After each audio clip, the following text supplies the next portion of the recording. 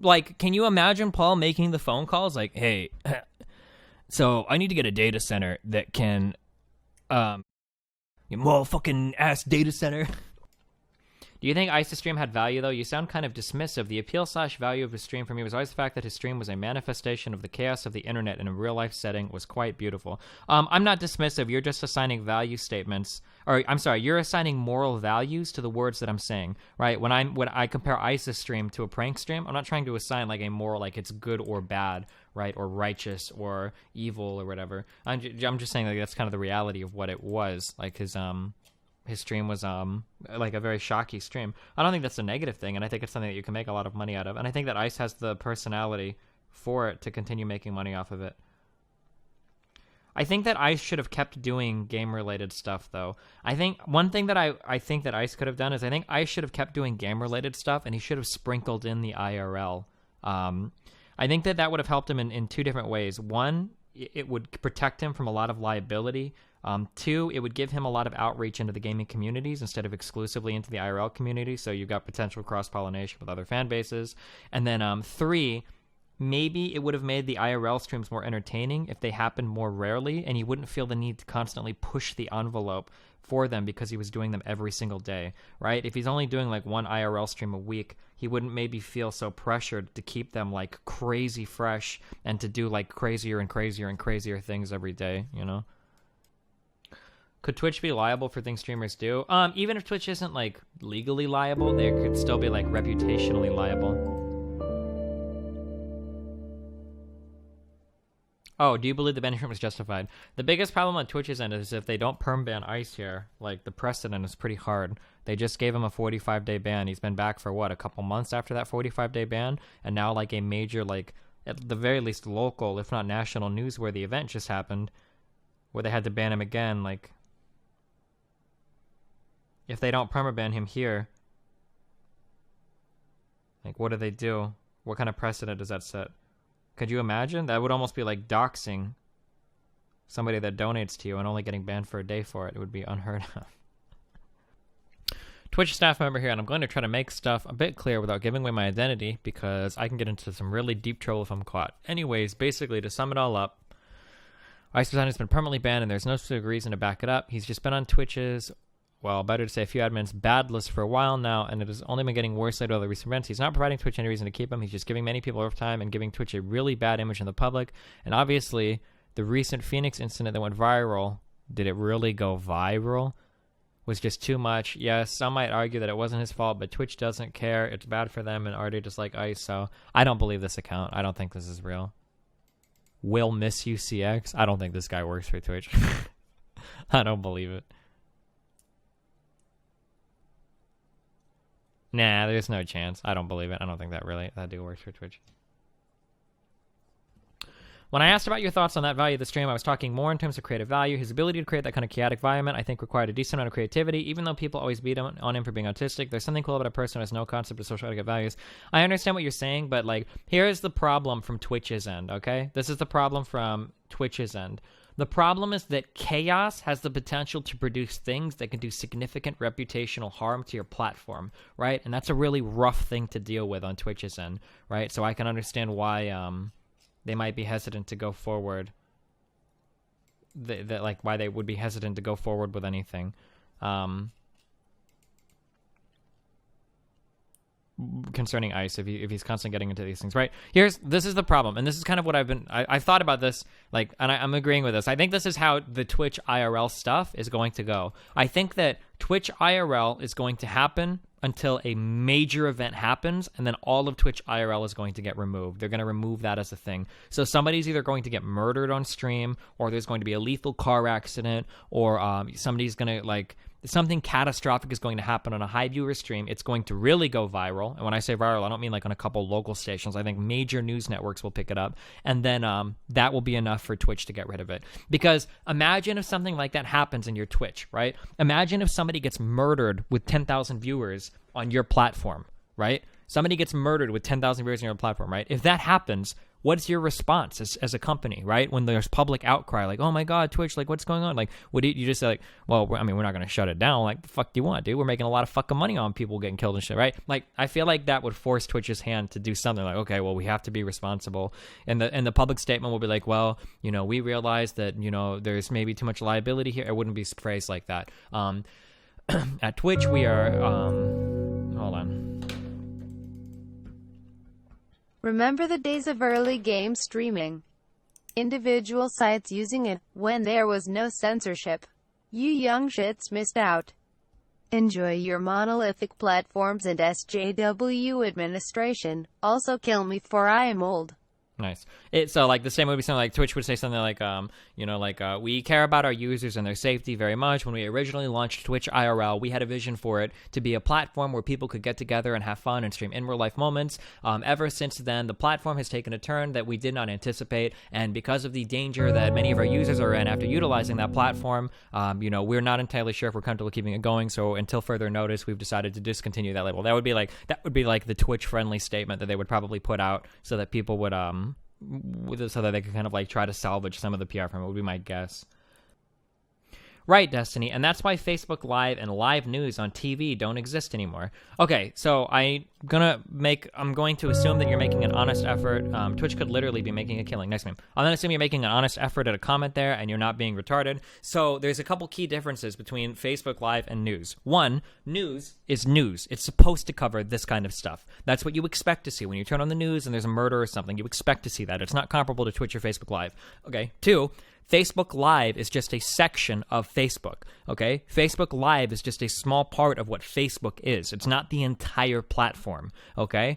So Twitch is streaming. That's all it is, right? Twitch is just for streaming. It's not like streaming is a part of Twitch. Streaming is Twitch. So I don't think that Facebook Live as a platform is comparable to Twitch's streaming as a platform, because to streaming, Twitch is streaming is all it is, right? But for Facebook Live is just one part of a very robust social media interface, or experience rather.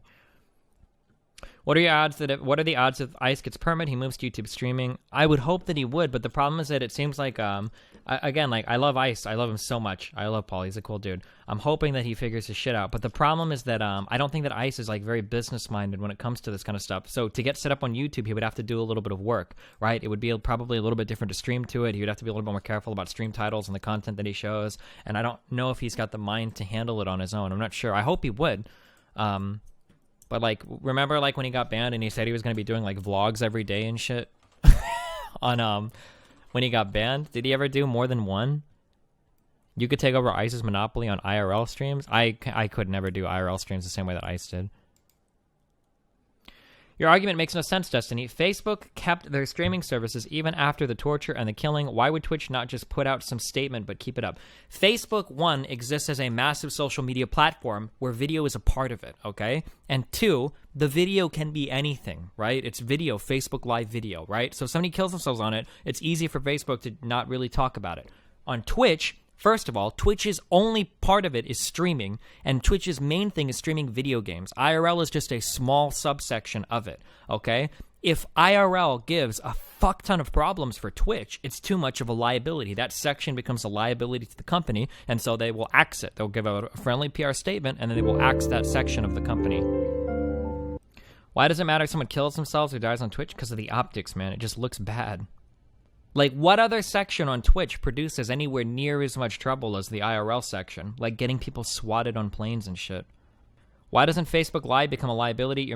I don't know. Never mind. I mean, I don't have any more to say on that part. Facebook is a massive, multi-billion, $100 billion fucking massive fucking company, and the dude that owns it, Zuckerberg, is one of the richest people in the world, and it's a huge social media platform that's ubiquitous all across the world with hundreds of millions of users, right? If you can't see the difference between Facebook Live streaming there versus Twitch, which is a much smaller company, like, if something happens on Facebook right now, it's still Facebook. Right? Nobody is ever going to go, Facebook, oh, that's where people go to kill themselves. Nobody's ever going to say that, right? But if Twitch, right, there are a lot of people now, because of this event, that Twitch isn't ubiquitous. Everybody around the world doesn't know what Twitch is, right? If you go into Walmart, you go like, hey, anybody here on Facebook? Like, 90% of people are like, oh, yeah, right? But if you're like, hey, do you guys watch video games on Twitch? Like, the fuck is Twitch? You have, like, Parkinson's, right? But now there are going to be people that go, oh, Twitch, isn't that the thing that the kid got swatted on? Isn't that the thing that called the airplane back? Wasn't Twitch the thing that that got that airplane bomb threatened? Right? Like, that's like people's only association with Twitch, right? Twitch is not at the level of Amazon. It's not even close to that level. So, like, really bad PR coming out from the IRL section that goes viral and gets picked up in mainstream media can very easily give Twitch, like, a really bad reputation to a lot of people that haven't heard of it before. Also, add the fact that the IRL section only gets 15 to 20,000 viewers without ICE, so it's not even worth it for them at the moment. Yeah, it's just, the problem is that you have to look at everything in terms of, like, liabilities and assets, right? And the IRL section just presents itself as, like, a massive liability. Like, right now, you have this section of your site where, like, people can go and fuck your whole company up, right? Like, it can't really happen. Like, you don't really have the opportunity to damage Twitch that much if you're, like, playing a game, right? But if you're literally streaming IRL, right? Like, if that's what you're walking outside waiting for people to call in and shit, like, as, like, a Twitch representative or something, like, holy fuck, like, almost. You're not actually an employee, but that's almost what it seems like, you know? Yeah, Doomful Lore, that's more or less what I was saying before. Facebook live streaming is less of a problem because Facebook isn't primarily a streaming service. Facebook is a multimedia service. Live streaming is simply one facet of a whole, whereas Twitch is a specific company where people view to do stuff, primarily video games with IRL. Any medium has dealt with morbid realities. It's almost inevitable, don't you think? It's something that live streaming platforms have. Okay, yeah, but you're being intellectually dishonest here if you're not pretending that IRL presents a very unique problem for Twitch, right? That doesn't really exist on any other section. Another big difference is Twitch is at least perceived to be focused for kids, and Facebook has as many moms and grandmas on it as you kids. Sure, and that's a big market too. Twitch doesn't want to be viewed as like an adult-only thing either. That kid market is huge, dude.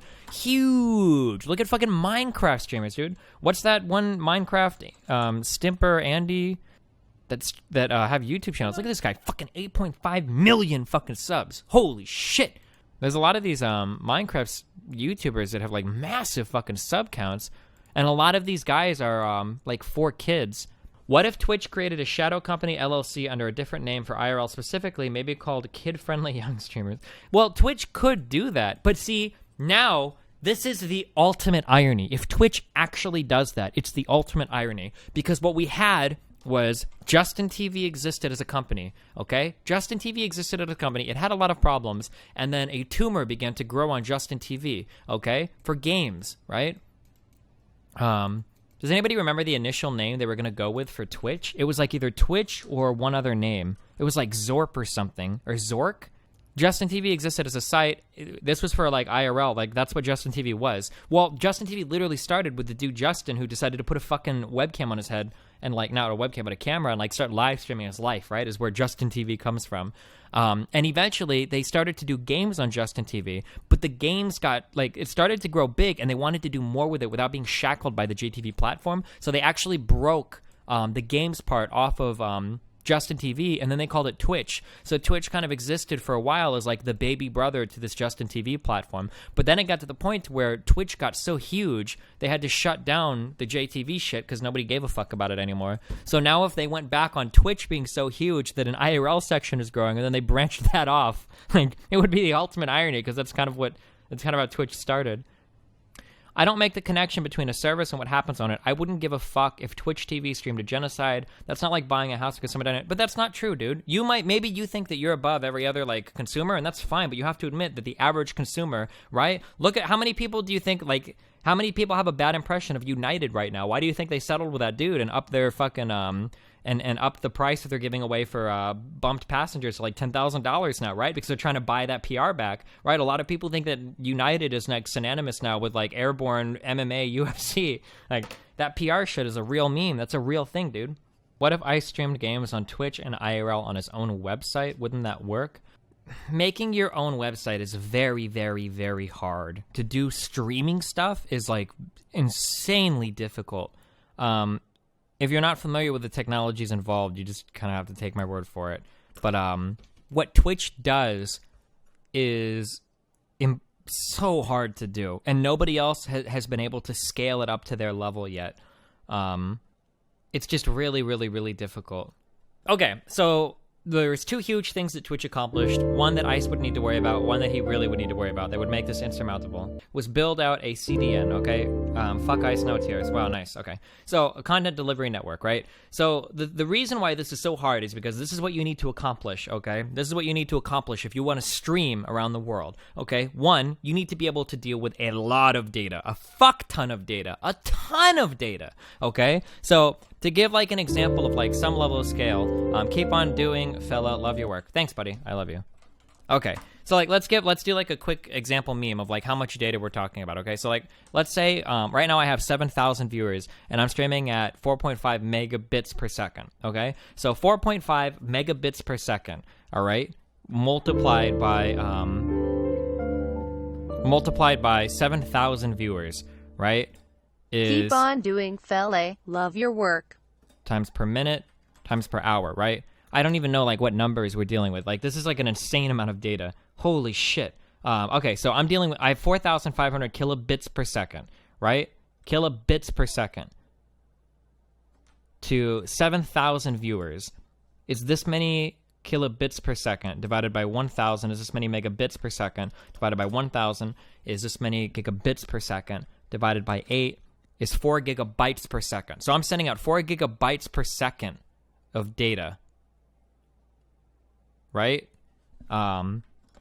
Times 60 is per minute, times 60 is per hour. So what is this, 14 terabytes of data per hour going across like all over the fucking, going all over the fucking world? Destiny, bandwidth is less of an issue these days. That's not true, okay? Yeah, I know, it's technically 1024, kill yourself. Okay, it's not, the problem isn't that the bandwidth. The problem is that you have to worry about so many different things that go into interneting that are beyond just transferring data from point A to point B, okay? Yeah, Twitch deals with some of the largest internet traffic in the world. So, one, I need to be able to send a fuck ton of data from this point all over the fucking world. It has to happen all over the world, and it can't just happen like in giant chunks, right? It has to be consistent, okay? And it has to be almost real time, right? You get a 15-second delay on it. So not only do I need to have the ability to push that much data, I need to have a content delivery network built out such that my servers around the world are situated in ways that I can reliably push that data to every single server, and then have that server reliably push that data to different data centers around the world, to different consumers around the world of the content, right? So I have to be mindful of my routing between all the different CDNs. I've got to be mindful of to make sure that everything can sustain that much data. Like building out a CDN of that level,